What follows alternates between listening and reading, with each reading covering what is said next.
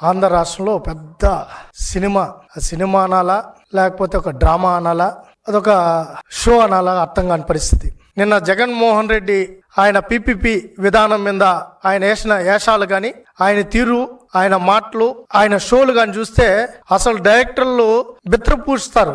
అంత డ్రామా ఆడాడు. 1,00,00,000 సంతకాలు అన్నాడు. ఆ 1,00,00,000 సంతకాలు ఏంటో ఎవరికి తెలియదు. ఆ వెహికల్స్ దాంట్లో ఒక 4 మూటలు కట్టి ఆడ పెడేసి ఈయనేదో పెద్ద ఫోజీ షీట్, ఈయనేదో పోరాటం చేసినట్టు రాత్రి ఈయన రాజకీయాల్లోకి వచ్చాడు. ఉద్యమ పోరాట పద్యమతో ఈ ప్రభుత్వాన్ని ప్రశ్నిస్తున్నాడు అన్నిట్టు ఆయన ఫోజు. అయ్యా జగన్మోహన్ రెడ్డి, మొన్నటి వరకు నువ్వే అయ్యా ముఖ్యమంత్రి. లాస్ట్ 5 సంవత్సరాలు నువ్వే ముఖ్యమంత్రి. నువ్వు అది మర్చిపోయి నువ్వు కొత్త డ్రామాలు ఆడితే ఎవరు చూస్తూ ఊరుకుంటారు?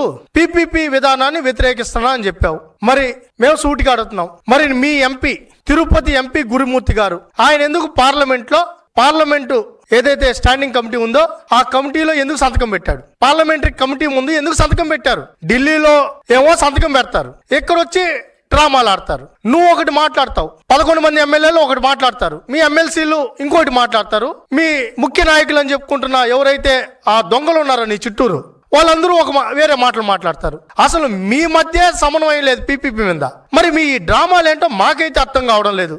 ఏది ఇదంతా? ఏంటి నాటకాలు? ఏం చేయాలనుకుంటున్నారు ఈ రాష్ట్రాన్ని? ఏంటి?